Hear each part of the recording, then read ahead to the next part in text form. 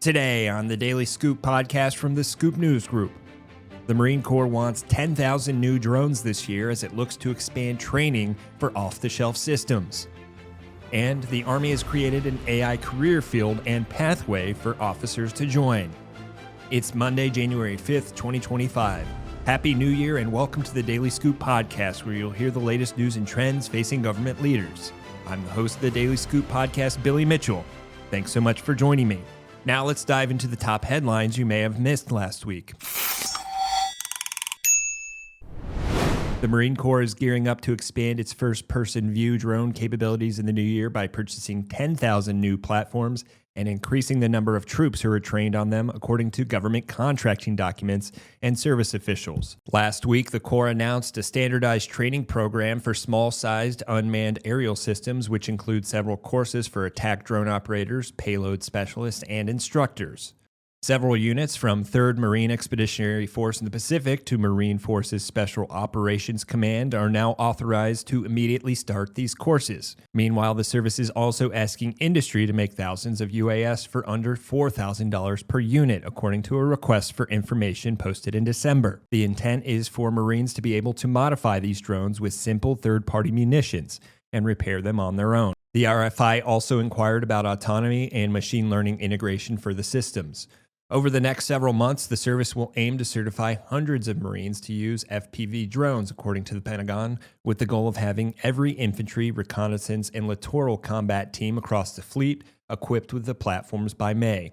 Officials said these courses were shaped by recent certifications and the Drone Training Symposium in November, an event intended to solidify and scale training across the fleet.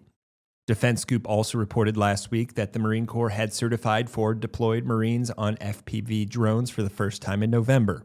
More than 24 troops with the 22nd Marine Expeditionary Unit deployed to the Caribbean trained for more than a month and a half to qualify on various FPV drone capabilities, a significant milestone for the force after a year of navigating untrodden ground. Now moving on to other news. The Army recently established an artificial intelligence career field that select officers can transfer into starting next month. It is also considering the potential for warrant officers to join the new role. The service created the 49B Area of Concentration for AI and Machine Learning on October 31st, according to Major Travis Shaw, a spokesperson for the Army.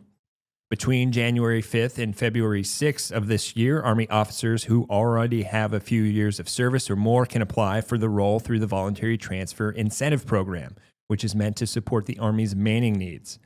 It was unclear how many officers the Army hopes to transfer into the job, but those selected will reclassify by October 1st of this year.